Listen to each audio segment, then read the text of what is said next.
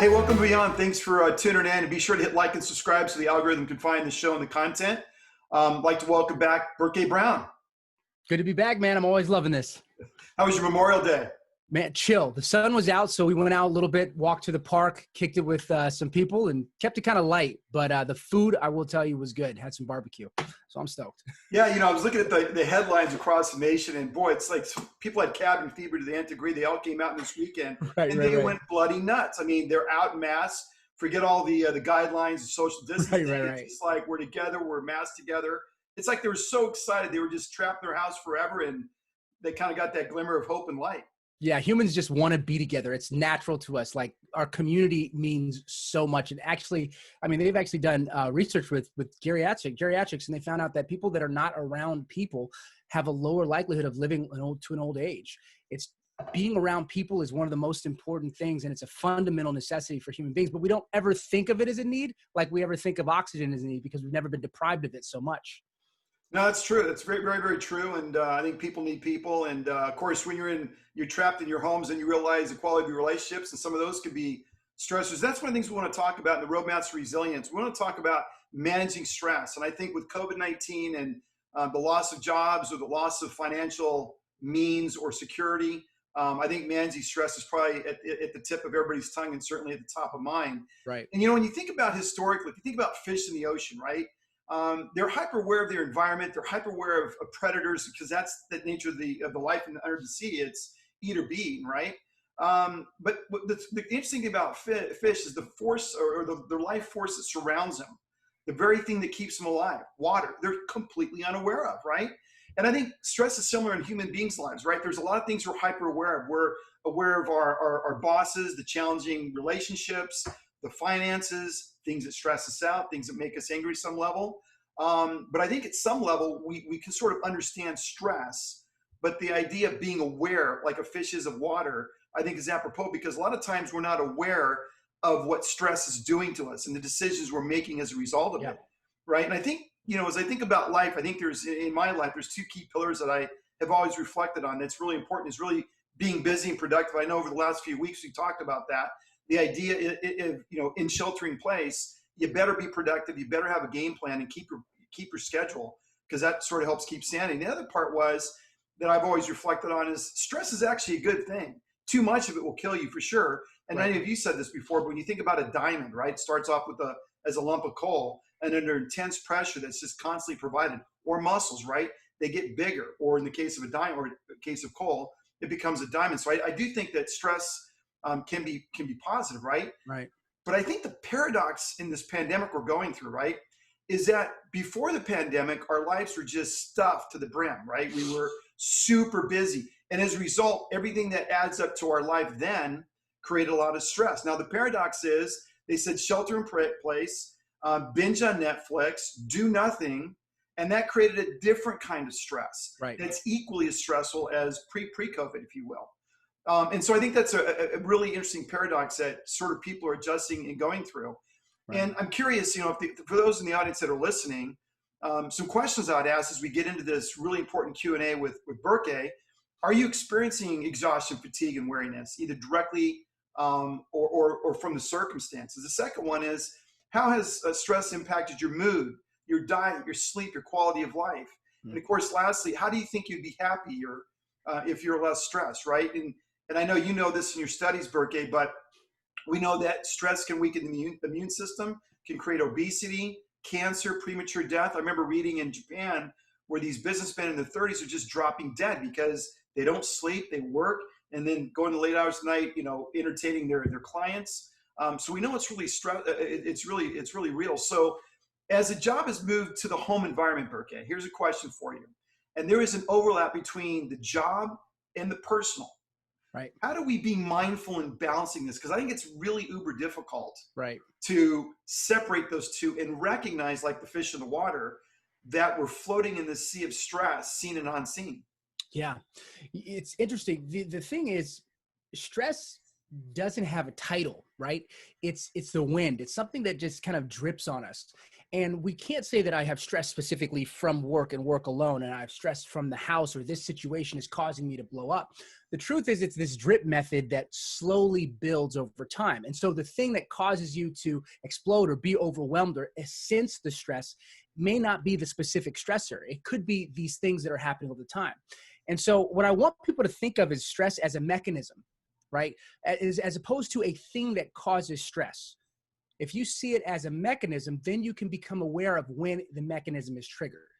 The problem is people say this thing is causing me stress. My work, my boss, my kid, my husband, whatever it is, this shelter at home. The truth is our response to it, our mechanism to that stressor is what causes us true stress. And so a lot of times when we step back and say, okay, I feel stressed about this situation. I want to blame it on this. The truth is I feel stressed about this situation. Why? That's it.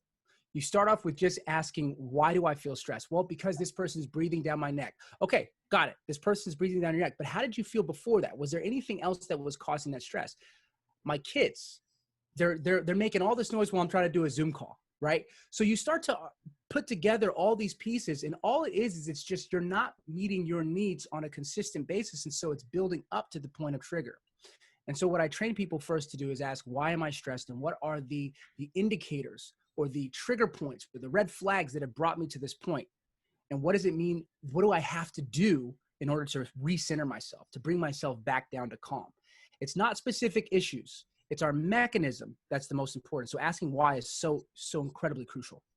That's really good, and I think it goes back to what you said in the previous couple podcasts ago, where the idea of being mindful, the idea of meditation, the idea of eating healthy, working out, and that balance and that mental balance, if you will, and the mental health you feel from those exercises, because otherwise things just stack up. Here's another stress I think we can all identify with, which is the stress of FOMO, or fear of missing out, right? We pack our days to the brim. I would even argue in these COVID times, and it may be meaningless tasks to keep our sanity, but we certainly pack our days to the brim with this whole FOMO virus. So how can we be thoughtful in dealing with this idea, man, I don't want to miss out, and I got to max every second of every day? Because that really yields a lot of stress, I'd argue. Absolutely. FOMO is our society's, this modern generation's biggest issue, because we're constantly thinking what we should be doing or what we're missing out on. All it is discontentment with the moment. You're not happy with the way things are. You're looking at the situation and you're wishing you were somewhere else, we're doing something else, or we're doing more. All that FOMO really screams to you, if we kind of just make it black and white, it's saying you're doing it wrong. That's all it is. You're not where you should be. It's this shadow of what you think should be happening. And people don't understand that FOMO has weight to it. It has some gravitas. It pulls you down. Because when you're thinking that I should be where I'm not, then you're not present. And if you're not present, how are you going to deal with any tasks at hand? It's impossible. You have to understand that the issue of FOMO is the same issue as I should be. You're shooting on yourself. And that's one of the things I talk about with my clients very often, is that more important than trying to think positive is to not should on yourself. Because when you're shooting on yourself, saying that what is now shouldn't be, you're carrying the weight of the moment, and you're carrying the thought of how the moment's not right. And that makes you less efficient. That makes you less productive. That makes you less happy on a consistent basis. So to let go of that shadow of where you could be, should be, what you should be doing, or what you're missing out on, centering. I am here, and there's nothing I can do about that. And now that I've accepted that, the shoulds have fallen off. Now what do I do? Yeah. No, those are great points, because I think the idea of wanting to be all things to all people, and I got to hit in every bucket to be successful and do all these things, I would argue that success is really about focus and execution. And like you said, if I have one foot in the past, one foot in the future, or in the present, I think I got to do 20 different things to either please people or be attracted by people. Like you said, I love that. I'm shooting all over myself, right? Literally in the moment, in the present, I'm shooting all over the place because I'm not really focused, right? I'm just like a haphazard sort of being, sort of tossed to and fro. So I think that's really, really important. But another thing I think that really hampers and affects our happiness is really the expectations we have of ourselves to be attractive, financially free, fit, smart, socially successful, right? And perhaps seen as a guru or leader. How do these things and these expectations we have on ourselves, and this is probably part of the FOMO, how does that interfere with our happiness? This is This is one of the biggest things, and it does tie into the FOMO. It does tie into the stress. It ties into expectations. Good friend of mine, he always says, you can only be disappointed by your expectations. What you expect is what causes disappointment or contentment. Most people expect too much and so get disappointed often. There's something in research terms called the ought self, and it kind of goes back to the shoulding on yourself. The ought self is who we ought to be. Healthier, right? Better looking, more fit, making more money. The family should be at this area. Your kids should be this way. All we're thinking about is the ought, what ought to be. The problem is when you are looking at your ought self, it is a perfect resume of a person that doesn't exist. While you, the real person, has to deal with the shadow and the condemnation from this ought self. What I say often when I'm working with people is I say, can you describe this person for me? This ought self. What do they look like? They're clean. They're healthy. They're wearing great clothes. Okay, perfect. What's their body look like? If it's a guy, chest is big, abs tight. Girl, she's tall, slender, whatever it is. And I say, okay, make them a little taller. For the guy, make the chest a little bigger. Tell me when it's done. And the guy thinks about it, and it happens. I'm like, wow, his chest just got bigger. What else? How much money is he making? This much. Make him make $100,000 more. Tell me when he has. He has. And I say, how much effort did it take for him to become that? You're like, I just had to think about it. You just had to think about it because he's an illusion. This person has never dealt with gravity, doesn't know what emotions feel like. It doesn't know how to experience the challenges of life. This illusion has never experienced the real world, and somehow it has the right to tell you how to live. When you realize that your ought self is just a figment of your imagination, you finally can stop respecting it because it's done nothing worthy of respect. And once you have that freedom, it can shrink to its small size, and then you can be the ought self. You can do the work. So it can never condemn you for anything that you've done because it's never done it. And when people realize, when they have that switch, that this thing that has always been condemning them is just a spark of imagination, then they gain the freedom to not be should on by this thing, which allows them to create their true ought self in the place that they are. Yeah, that's really powerful. It makes me think that I think a lot of us live in a dream state, right? We dream of the ideal. We dream of the beautiful Right. house or the infinity pool or the $1 million Bentley or Bugatti or whatever, right? We have this dream world we construct. Maybe it's part is because we don't like the life we have. And yet it's this dream world, whether it be the perfect mate or the perfect circumstance. I mean, you go on TikTok and it's funny because you can sort of see the evolution of people where good looking guys and girls are out there prancing around, right? And then you go to the 30 somethings who've been through a divorce, right? You sort of see the whole life cycle of choices. What are the priorities? What are the expectations, and where they manifest? And I think this, just like we said last week, I would argue that power is illusionary. It's certainly temporary. It's certainly like nailing jelly to a tree, right? And I think a lot of our wants and desires are built off of marketing, right? They want a certain outcome. The marketeers do. And how we should look in life and what should we value and what things we should go after. And I think these are high stressors to people. I mean, big time stressors. The idea that we want something that's elusive or we put weight or value on a certain lifestyle or a certain look or, the ability to travel, whatever that is defined by. The reality is for most people, they'll never get there. And so they're really unrealistic expectations at some level, right? Where they're going after this thing because it gets them out of the reality to some degree. And they'll never get there. Yeah. You have to mitigate your hope. I think people that are living in impoverished nations, I've done volunteer work and I've seen people that are extremely, extremely happy, right? We live in a capitalistic society. And so consumerism is king, right? And so we got to make you consume. The only way that I can make you hungry is by telling you that you're not eating enough, or the only way to make you consume is to tell you that you're not enough without this product. It's the nature of it. Psychologically, our job as marketers, advertisers, what are we trying to do? We have to make you feel inadequate. Naturally, we already feel inadequate. So what we're doing is we're putting freaking, nitrous in that engine. We're helping it spin at a faster rate so that people really, really don't feel adequate. And so that ability, and then you have Instagram that you're scrolling through lifestyle, people traveling the world, scrolling through people, on their jet planes. Most of these people first are making it up, right? And the ones that do have been willing to sacrifice things that you may not be willing to sacrifice. The problem oftentimes is our expectations, just like we said. And that's why meditation is so important. That's why stopping to ask why and mindfulness is so important. That's why this quarantine is so important, because people have spent less money and have found themselves like, wow, I really didn't need to spend as much as I used to. In this quarantine, I'm not going out to eat as much as I used to. I don't need to do as much as I thought that I needed to do to be happy. And when people start to realize more and more that the purchase power doesn't equal your power or self-worth, that having to live a lifestyle that somebody else has is what makes you happy. When you start to find out what makes you happy, then you free yourself from those expectations. That's why as often as possible, if I'm scrolling and I feel something, because I'll be on Instagram, there's things that I like. I love seeing these travel videos and lifestyle stuff. But if there's ever a hinge of envy, that's when I'm in the danger zone. I cancel that.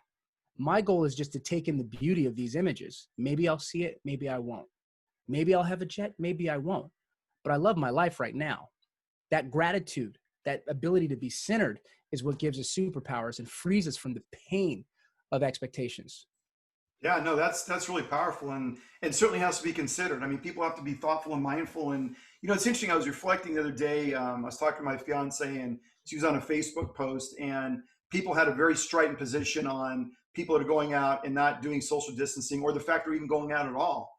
There's some people that have a viewpoint they should be sheltered in place for the next year or so, right? People really believe that. Mm-hmm. And when you hear the arguments that people are making, what it caused me to react to was whether a person is intentional or not, or they're being thoughtful, or it really matters to them. 9 times out of 10, when you see those arguments, they're not rooted in facts. They're rooted in an opinion. They're rooted in a worldview that we came across that supports our worldview, and we share it with the rest of the world. But Mm-hmm. the idea that an opinion or position is so critical, because where I'm going with this in this thread, it got really vitriolic. It got really intense. And I'm thinking, why? You have an opinion. That's it. And just like a lifestyle or wanting something that somebody else has, ultimately it's an opinion we tell ourselves of what's important. Right. And the point being is that we should go back and really take the statistical or the scientific method, where we really study that issue and look at it from 360 degrees and look at every viewpoint and look at what's been the research and study on both sides of that issue. Then you can come up with a more rationally based argument as to why you believe what you believe or don't. Same thing's true of the material world we live in. And you're absolutely right. It's clickbait for marketers. They're trying to make you feel inadequate, less than. So therefore, if you have the car, you have the girl, you have the beautiful house, what then, right? I saw this thing on Elvis Presley yesterday. They're talking about his cause of death, which they initially said it was a heart attack, but it turns out that obviously it was a drug overdose. I think he was on 11 or 12 different depressors to the cardiac system and certainly the neural system. And you say to yourself, here's Elvis Presley, the most famous person on the planet, and he can't sleep. Now, you could say there's a lot of reasons you can't sleep, but I'd argue in that man's life at some level, there was a lack of peace. There was a lack of peace. And you say, here's a guy that in the 70s had it all. And where'd that take him? And you could just think of any number of rock stars that have been in that same pathway, right? And so we know that it's not the material thing. It's really about how we think about things and what value we ascribe to things. Right. That, in my experience, gives you the biggest stress. If you say, you know what? At the end of the day, if you understand that a billionaire, Bill Gates, he's dead. How much is he worth? It's called zero, right? A big fat donut. How much is he taking with him? It's not like he has a U-Haul, right? Falling him in his grave, and he's taking all his earthly possessions.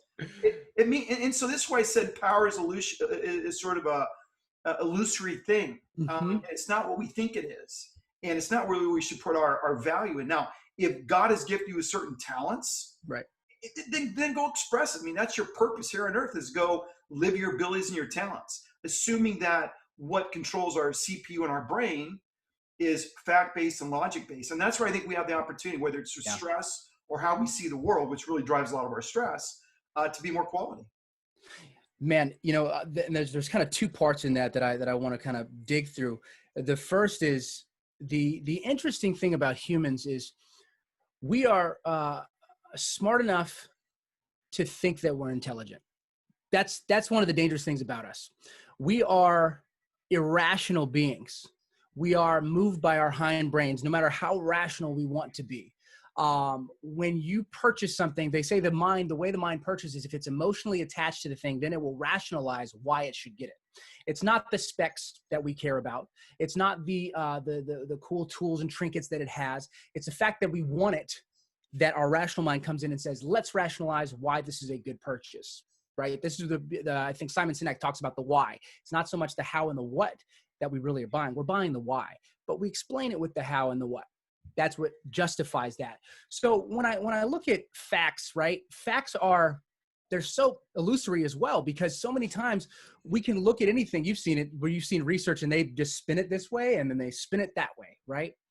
What I try to do is I want to go to this place where I'm like, okay, we are all irrational. Okay. We're all irrational trying to be rational. If I can create that common denominator, then I can accept everybody. When I can accept everybody, I can see, okay, it makes sense where you're coming. If I was in your ecosystem, I would think the way that you're thinking. I'm not in your ecosystem, so I think a little bit different. And you justifiably can think that way. The word that you said that was so powerful was the vitriol.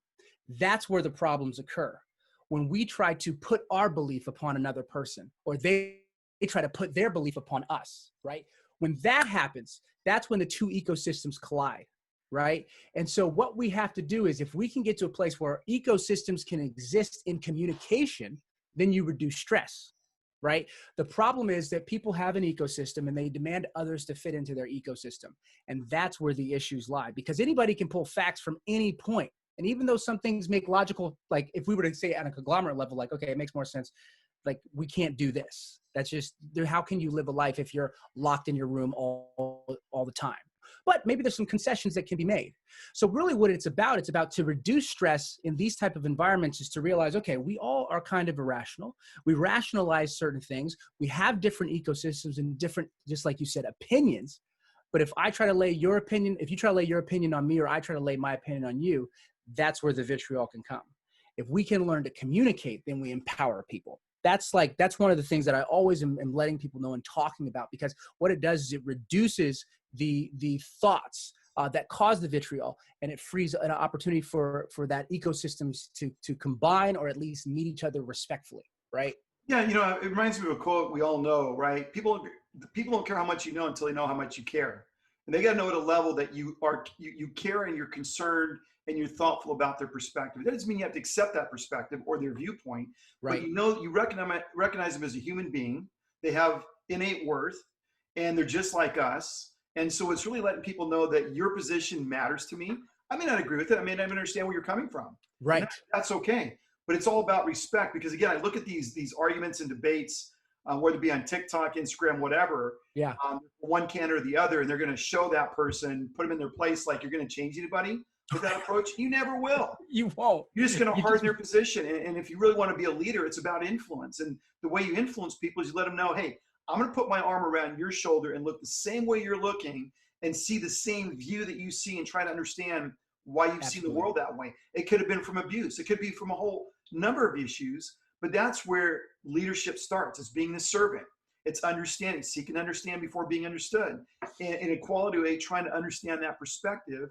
And then hopefully you get to a level in that relationship where you're open to be able to share your thoughts and ideas and beliefs. With the idea that, hey, maybe they changed it a little bit. That's okay. It's not the end of the world. They may have a fact you haven't considered. And again, that's okay. There's a great story, man. It's so simple. It's just this cloud and the sun come together, and they see this kid. And the cloud goes up to the sun. He goes, hey, I bet I can get that kid to take off his jacket.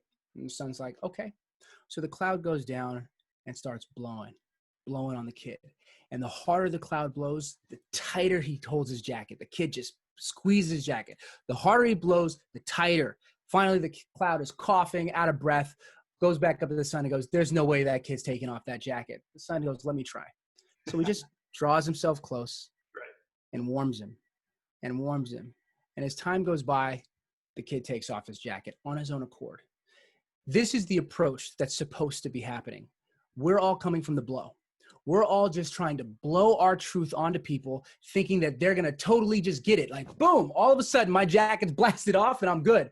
But the truth is, just like you said, you come around, you put your arm and you go, hey, you're experiencing fear, it seems like. Hey, you're experiencing frustration, it seems like. Can you guide me on this? Can I understand you better? And then once they've diffused their truth, then you can say, may I share my truth? And then they can listen because they don't feel that you're a threat. The job of leaders, like you're saying, is to be the sun. You have to reduce the stress of the people who are thinking differently so that they don't feel that they're fighting for their lives. Once they don't feel like they're fighting for lives, then they're able to engage in conversation. This is freedom, and this is the direction that we've got to move. Yeah, no, that's really powerful, Berke. And I think the thing about stress is it creates that we talked about last week, anger. It creates a fog in the mind. When you're stressed, you see how people go from stress to instantly triggered from an anger standpoint. Yep. They can't think straight. They're not operating at the highest level. And again, and this is to minimize. You see what's happening with police brutality, or people that don't respond to police, or people that end up in prisons, or people that commit murder or do things at some levels. They were triggered, right?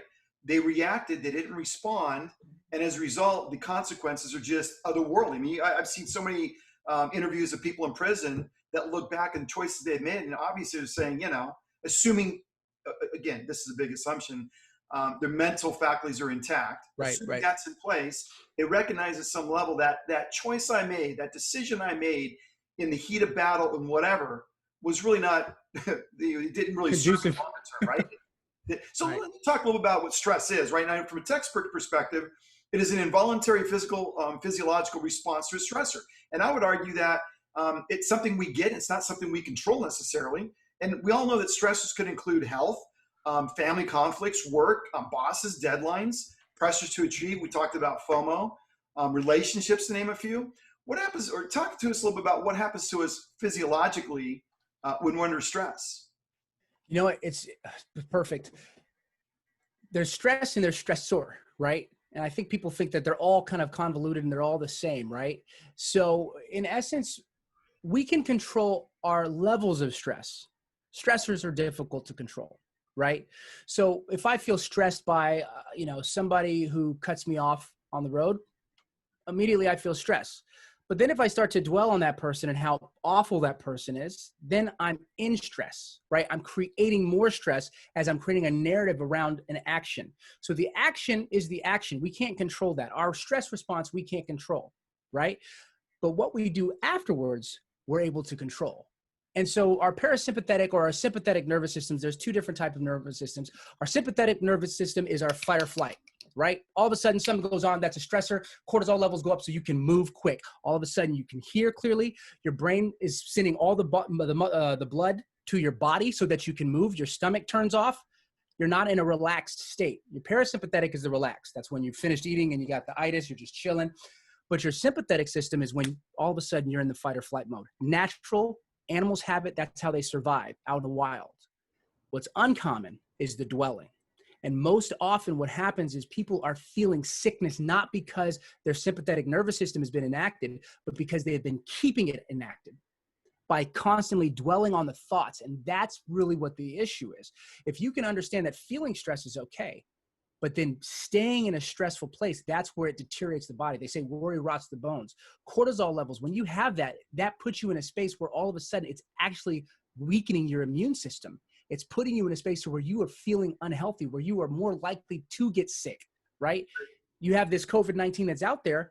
If you're not exercising, you're not eating, if you're in high stress, obviously the likelihood of it really getting in you and your immune system not being able to fight it off well, Much higher, much higher. absolutely. Yeah. So understanding the difference between the stressor and the feeling of stress and then maintaining that stress. We live in a society now where now we don't have to worry about a lion chasing us. So the stupidest thing, somebody says something on a post, triggers us, our stress hormone goes through the roof, and we're stuck in that space. And the time that it takes to get back to that equilibrium is so much longer. And that's where it's deteriorating on the body. Yeah, it's a difference between feeding or feeling it and feeding it, right? If I'm feeding it, that's a problem. And what you just said about like posts and people get triggered, it's almost like that reaction to a post is them saying, my life's out of control, my opinion doesn't matter, and so I'm going to gain back some of the control I feel like I've lost today, and I'm going to put this person in their place. And it reminds me, if you think about gangbangers, wherever they may be, we all know that when somebody puts a gun to your head, in those parts of the world, they have ultimate control. They instantly have your attention. I would say you can take the most famous person on this planet, and a bad guy puts a gun to their head, they instantly have all their attention in spades, right? And Right. again, that to me is a response in the environment of, I don't have control, I don't have certainty, and so I'm going to get control. I'm going to get your attention, right? And I think that's kind of what happens online, not as dramatic as a gun to your head, but it's certainly what happens online when people react to things and want to put that person in their place. Because again, what does that do? If you're trying to influence an opinion or a Yeah. perspective, there's a lot more quality ways of doing it. It requires some thoughtfulness and Yeah. some higher level thinking, perhaps a process, right? Because you're not going to just change opinions overnight. Yeah. But Absolutely. certainly you can, in a quality way, say, hey, you know what? I understand what you're saying. I felt the same way, but here's what I found, right? I found that as I, understood that issue, I discovered some more material, and I thought I would share it with you. Yeah, it's not offensive. It's just here's something to think about, right? Yeah.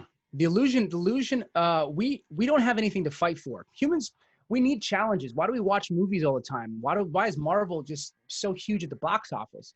Because we need a villain. We need something to stand up to. And we're living in this society where we've been completely domesticated, right? All of a sudden, we're just like, just chilling. I got to get a good job. I got to have the white picket fence. Like, we've lost the battle, right? We're just normalized. So now we need something to fight for. People are finding anything to fight for. Harambe, like, there's an issue with this animal that's been killed. I get it. I understand. I'm not trying to say that it's evil, but I'm saying that what happens if that amount of energy and vitriol is coming towards that? What about what's going on in your society, like right next door? Is there anybody that you can help? Can we fight for something that's not online? My anger doesn't push the needle forward in any way or shape or form. Me typing with intensity, even though it gives me that release and that sense of control, and it's not me trying to regain control over that person, it's me trying to regain control over my life, right? And Right. so we're at a space now where we're fighting battles that are not our own. And we're fighting for something that has no true effect on us. The question is, what are you doing in your life right now? What in your household, what in your neighborhood, in your community are you truly fighting for? And when I say fighting for, not fighting to beat down the bad guy, but to lift up the sick, to help up. If I'm trying to spend my time beating down, that's me just trying to imagine getting out of a pool. That's me pushing down to get out, to get up. So if I have to push down to get up, and it's not for a cause that I live and die for, then what's my intention is different. But if I lift up someone, if I have to reach down to lift up, then I'm moving in a space where I'm actually helping build my other type of a system. And this is the vagus nerve. This Right. is the nerve where compassion and love and thoughtfulness and empathy and mindfulness comes from. That's a whole different part of your body. And it's those feelings you get when you watch, like you see a soldier come back and surprise his child, that emotion. When I'm on Instagram, I'm finding all these things that give me that emotion because that emotion is medicine for my stress. Right. I win because I'm focusing on what gives me love, light, peace, excitement, adventure, fear with excitement, which is challenge, right? It puts me in a space where I am fighting for something and not against something.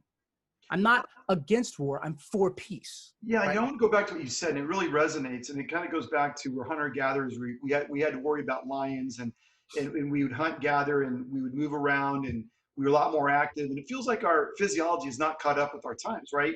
We're always in fight or flight mode. You talked about this. We know that pronouns or prolonged periods of stress can Mm-hmm. lead to burnout, right? When you look at responses in the home to little minor altercations, it's just a sign that we're burning out. Again, the FOMO, we're filling our lives to the brim, or whatever we add to our lives to make it worthwhile.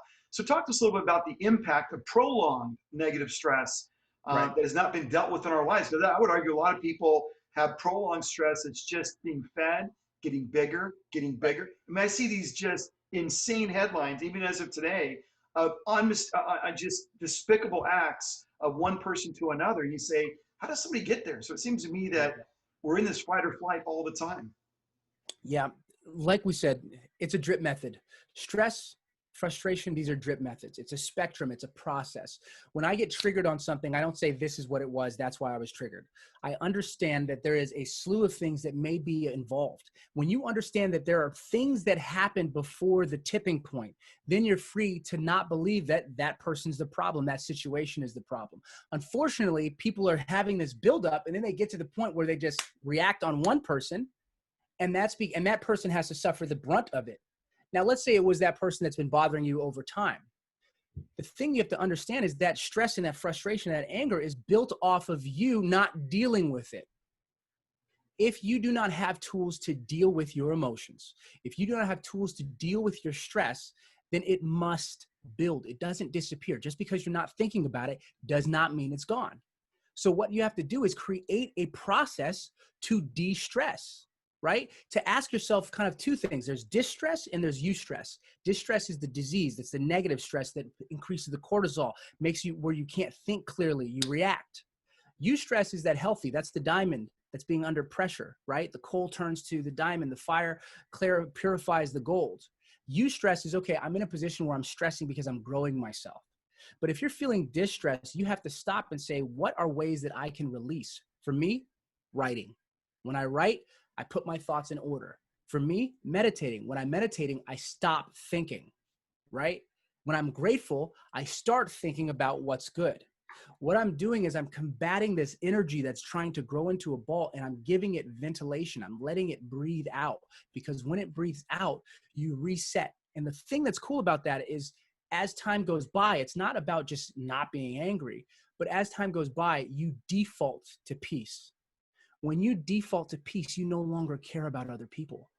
When you can allow yourself to not be affected by circumstances or people, that's freedom. One of my favorite quotes, I always say this: the man who has nothing to prove proves everything already. If I don't have to prove to you not to talk to me, or that I don't have to prove to you that I'm worthy, if I don't have to prove to you all these different things, I don't have to prove that this person who posted this is wrong. If I don't have to prove anything, then I proved everything, because I'm me. And then it's game over. Then you get to play. Yeah. And that's where the freedom comes. That's where you only get eustress versus the distress. Well, that's really important. And I think of those, you've seen on YouTube videos where they take the Mentos and they put it into a Coca-Cola bottle. They try to put as many as they can in, and they close the lid. What happens, right?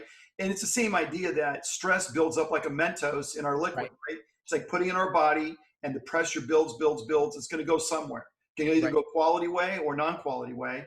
And we can all describe a lot of non-quality ways that people deal with stress and pressure. It's funny. I see these videos of these otherwise rational people within a second going from zero to crazy, like in right. less than a second. You're like, and what it is, obviously, we've talked about that. But I think that's an interesting analogy. Or I remember growing up, and the car would overheat. We'd try to open up the radiator. Boy, was it under a lot of pressure, especially when it's heat or hot, right? You don't want to open it and get burned with the scalding fluid inside, but it's the same thing. You got to relieve the pressure. You got to do something differently. And just like things in nature, things will tell you when it's not right, when they're out of sorts. So you're flying a plane and you've extended the angle of attack based on the airspeed you have. The wing will lose lift or start to lose lift, and then come back down to try to get an increased amount of airspeed over the wing. So nature has a way of telling you when you're out of whack and out of balance. And again, I think it's like the fish in the water. Stress is sort of like that, in that we're not aware of how it's creeping up and building up. And that's why also we blow to the person we love the most in our lives, or we blow at our boss, or pick the person or issue. And the idea of trying to manage this in a quality way is so critical, not only to our own health, but certainly to our success. So being able to deal with stress is certainly important. I think there's a lot of things we can do to manage stress. And it usually starts with a cognitive problem, right? It starts in our mind, and you've talked about this, but you have to take the right mental approach. So talk to us about the importance of taking care of your physical body and what it can do for our minds. Because I think if we don't take care of our mental health, and to me, it's always started with working out. And by doing that, you release some of the pressure, right? Right. But it also sets, the chemicals of your mind totally different. So talk to us a little bit about how taking care of our physical body can really influence our mind and our ability to deal with stress. Yeah, man. I mean, just exercise alone, and we'll just kind of start with just being physically active. That keeps your brain, there's actually a part of your brain that lights up when you're walking, right? And it actually helps with reducing Alzheimer's. When you're sending blood throughout your whole body, your body is doing what it was meant to do. If I was supposed to just sit and think, then I'd be a head, right? But I have hands to reach for things. I have feet to walk that can also run. So we are meant to be doings, human doings in a lot of ways. We as humans do. But as spirits, we be, right? And so the more that you understand that using the body as a physical active component, it all of a sudden reduces your cortisol levels. It allows you to think from your frontal cortex more increased. It keeps the blood flow in the front of your brain. It allows you to just be at more peace, just in general. And the funny thing is, you mentioned chemicals. That's a physical thing. So even meditation, as weird as it sounds, is physical. Affirmations, as weird as it sounds, is physical, because if you repeat an affirmation with belief, and I have a whole process for how you can make yourself really believe what you're saying, as opposed to just saying, I think I can. When you do, it actually changes your brain matter. the physicality of your brain. It's a brain exercise. The white matter changes, shifts. It can actually grow, and new neural nets are created. That creates new ways of thinking. It affects your mind. Your mind affects itself by what you do. And affirmations, physical activity, meditation, all of these, I consider them to be physical because they're affecting your physiology. Right. Right. And Right. that's where the power is at. You know, when I have this whole bulletproof morning ebook that I put out, and the book just talks about like, just, I love that you use the example of the engine, but I say, okay, action is the spark. That's the spark plug. But if you don't have gasoline, it doesn't mean anything. So what I do first is we put in the motor oil. That's your meditation, right? That's your gratitude. That's you setting your intention. Then the fuel, that's you getting clear on what it is that you want to do, your purpose, your passion. That's your confidence in your ability to make change. Then when the action sparks, that's when you get internal combustion. That's when you can make massive action. But you have to understand that you have to start off physically taking care of yourself, mentally taking care of yourself, so that when the action spark lights, you light. Yeah, that's good, man. Hey, and so the other thing that sort of strikes me is that we got to be mindful of when we're dealing with stress is sort of the canary in the coal mine, and that's social media, right? Right. And the idea of being intentional with social media, I like in social media, we have a thing in our pocket called the cell phone, right? And it's sort of like a slot machine in Vegas. And you Right. just pulling that dial. You're just pulling that dial. Yeah. You're just getting stimulated constantly, right? And I remember my fiance was telling me she told some of her friends about TikTok, and they called her back saying, I just wasted 2 hours, right? Doing nothing. It's Right. the addiction, right? So talk to us a little bit about becoming more mindful about social media as a trigger to our stress. Right. The research has been done, man. We know for a fact that people who are on social media are less happy. Just is what it is. Because what you're doing is looking at people. Back in the day when famous people or stars or millionaires or billionaires existed, it was lifestyle of the rich and famous. It was like 6 or 8 people that you knew that lived a certain life, right? It wasn't your neighbor. It wasn't your friend down the street. It wasn't your cousin. So what happens is you're like, that's them there. So I'm not going to try to go for that. So I'm going to be happy with my lot. But then all of a sudden you have Instagram, which is totally democratized everything in terms of lifestyle, fashion, living, flying jets, having money, having the beautiful wife. Like all this stuff has become present and available in our minds. Most of the people are making it up. We're aware of that. They're exaggerating and embellishing their lives, but they want it to be seen that way. So what happens is you create this vortex of inadequacy. I mean, massive inadequacy. There is no way that you cannot scroll through it and find yourself comparing yourself. It takes a lot of mental fortitude until you know yourself and know what you're looking for, choosing what to follow that builds you up as opposed to takes your power. And at the same time, even those influencers are comparing themselves to other influencers. The likes are absolute. There's an addiction to that. It's just like a rat. They had this thing where they would see how often a rat would lick, I think it was heroin out of a water dispenser. Mm-hmm. And would it go until it died? And the thing would kill itself. Right. Ultimately. And so what happens is when we get ourselves locked into this space, we're coupled with 2 things. One is we're not happy with our lives now. We want to escape the moment. Plus we want to so we can go to this place. So we go to this place to escape the moment, but that moment makes us more unhappy with our lives. We create a beautiful cycle. It's a snake that eats its tail over and over and over again. So in order for people to gain freedom from the effects of social media is to limit the social media, to get social with social media, not to be a propaganda machine for who you are and your brand only. Now, I get it if you have a business, but if you're just a person who has a job and all, you trying to inform the world how great your life is pushes further the idea that you don't have a great life because you're having to prove it. And the person who has something to prove proves nothing. Right. No, that's right? very, very true. Very, very true. So talk to us a little bit about the importance of scheduling time where you do absolutely nothing. And I think in our lives, even under quarantine, people always feel like they have to be busy because boy, any downtime, any quiet time, maybe the past catches up. Maybe they have to deal with some hard issues. So talk to us about how important it is to schedule time to do absolutely nothing.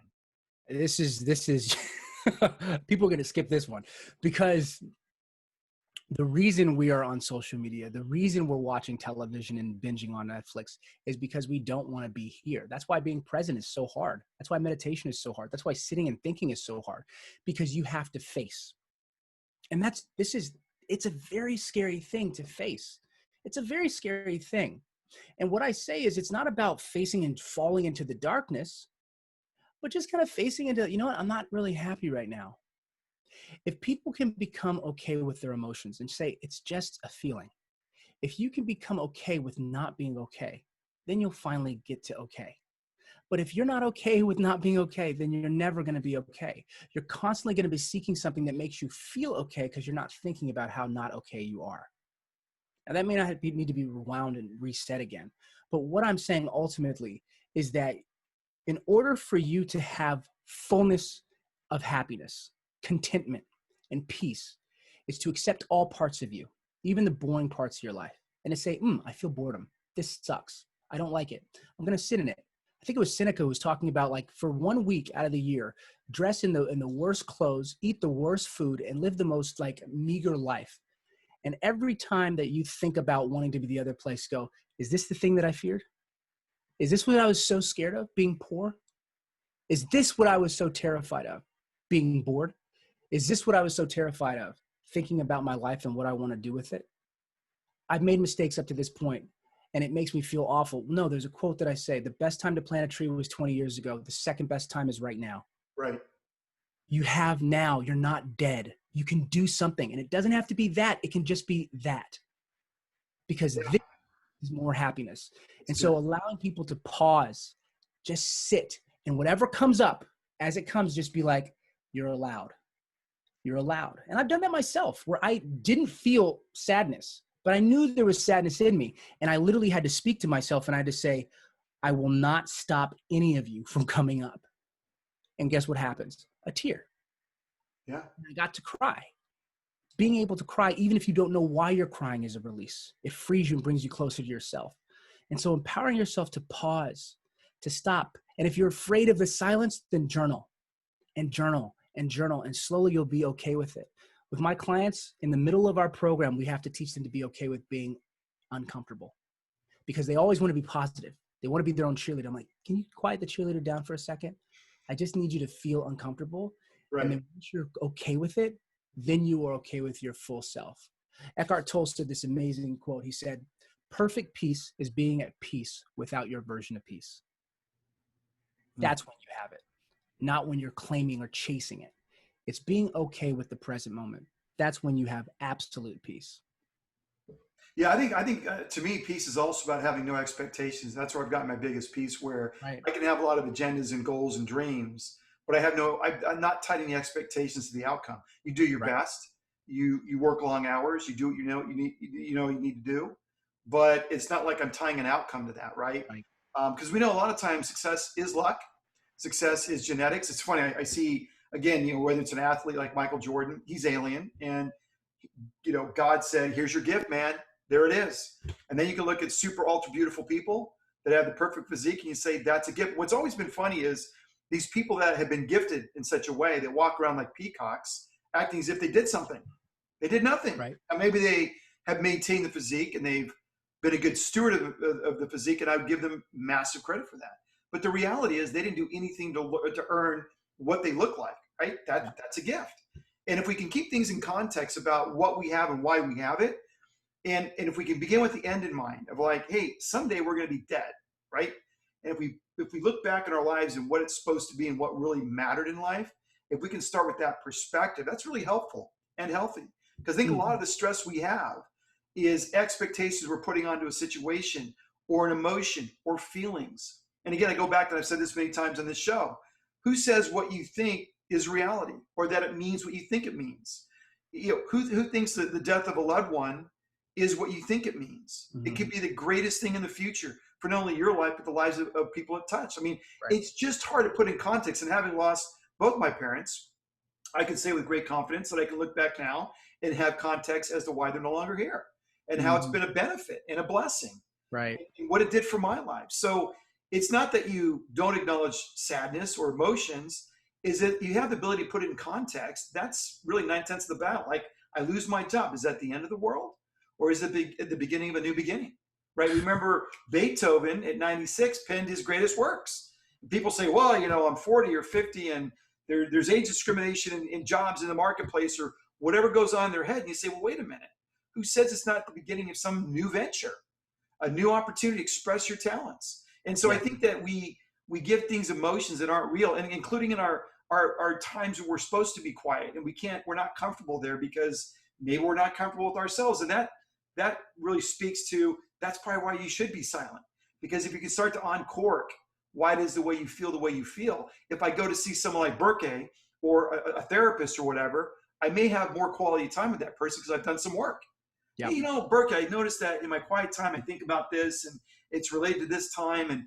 And look, we can start to unpack that and uncork that and what that means. And so I think that not only is it a de-stressor because we're talking about stress, right? I love quiet time. I like going out in the patio and just listening to the birds, looking at nature. Because, a lot of times we don't look at the vibrancy of nature around us in this amazing place called Earth. We're focused on things that just don't matter, like how many likes we got or whatever goes on.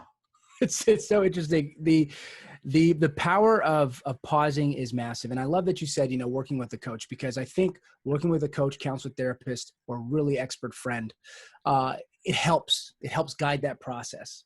If you can't do that, the journaling really helps guide that process because you can at least control it. You can control how it moves and how it goes.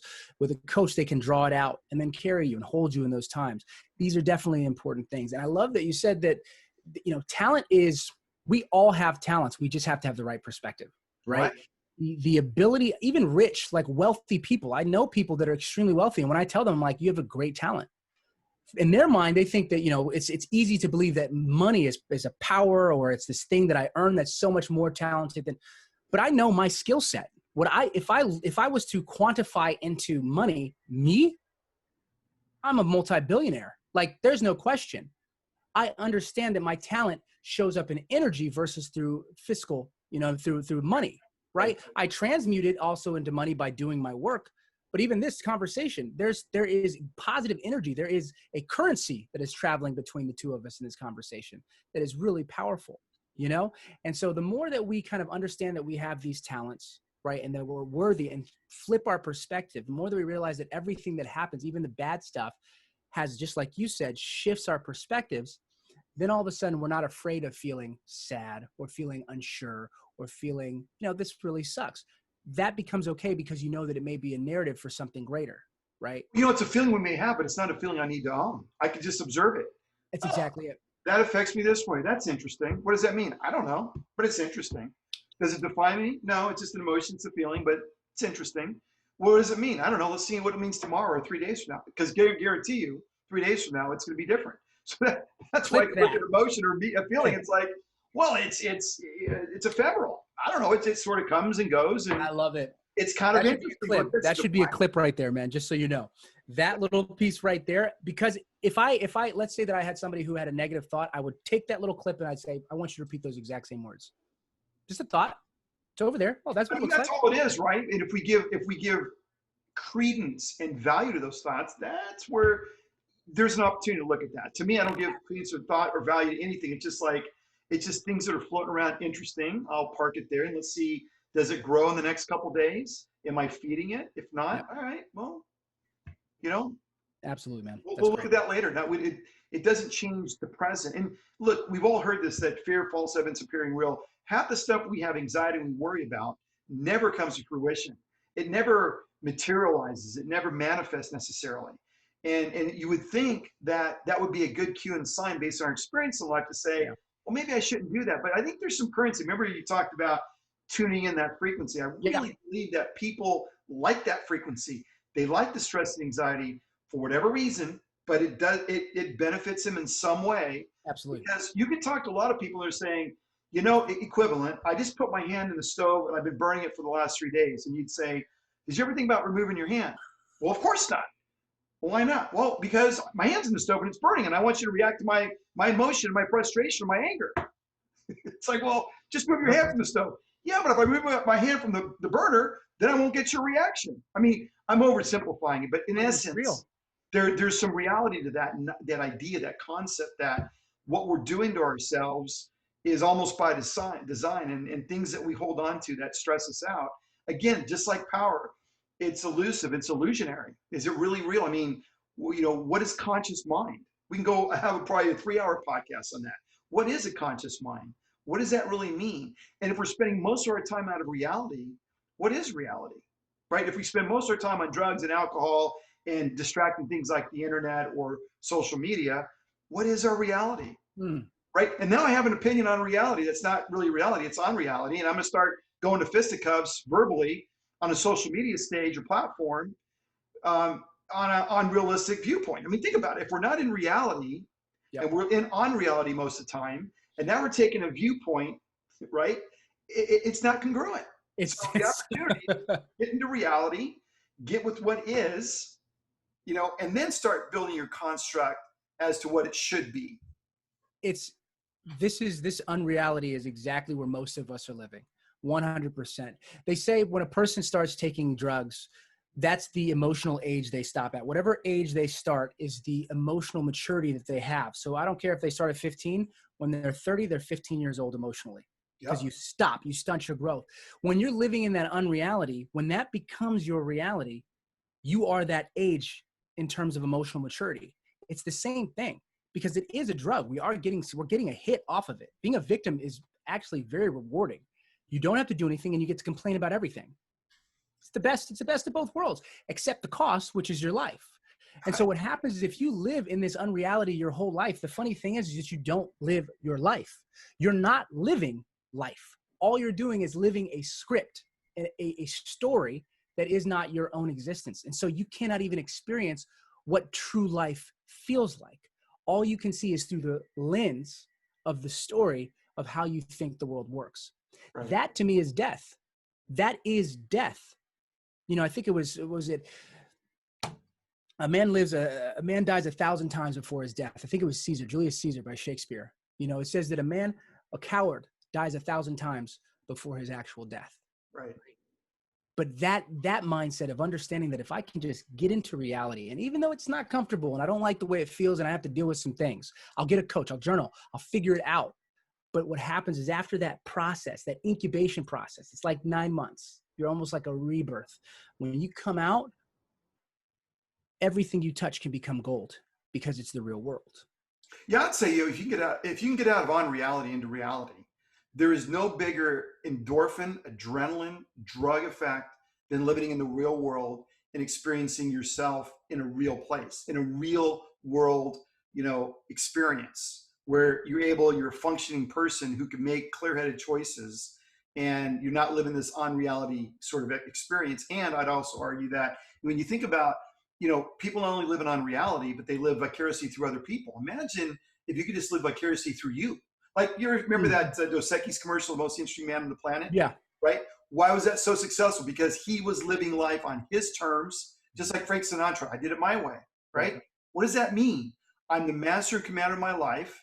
I decide what inputs come in, what affects me, what doesn't affect me, and how my role plays out in the universe. And so I would say that if people can get to that level, there is no better, more passionate, more powerful place to be, right? Because you are living your purpose-filled life real time in a real way, versus vicariously through another person, or versus through chemical dependency, or under the haze and cloud of drugs, anger, and the rest of it, right? So I think, when I think about stress, I think we really have two choices to make, right? You can either manage the stress you're going through, or stress will manage you. Mm. That's simply comes down to that. And stress can be fomented by a lot of different things, right? And we've talked about it in this session today, but I think it really comes down to, you either manage it or it manages you. And that really goes right to the center of what's going to make you happy. Absolutely. It's the way that I see it is, you have kind of two things to help you become less stressful. And this is something, this would be a great topic too for another time. But you have obviously the tools to manage stress, right? What that does is that loosens the grip of stress. And then you have purpose. And when you can loosen stress and strengthen purpose, that's when the change happens. That's when the magic happens.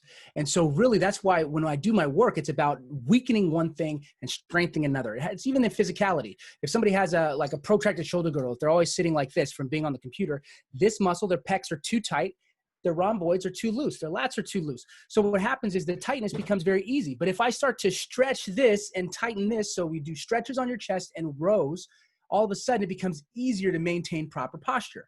Same thing. If I can weaken, right, if I can weaken your stress by teaching you to manage it, meditation tools, and then increase your purpose, game over. That's where the power is, because you have to learn the tools to de-stress yourself, and then learn the tools to find what your passion is. Because then when other stressors come up unexpectedly, your purpose is so clear that I don't have time to deal with that. Like, I'm not scrolling through Instagram. I'm like, I'm trying to build my own.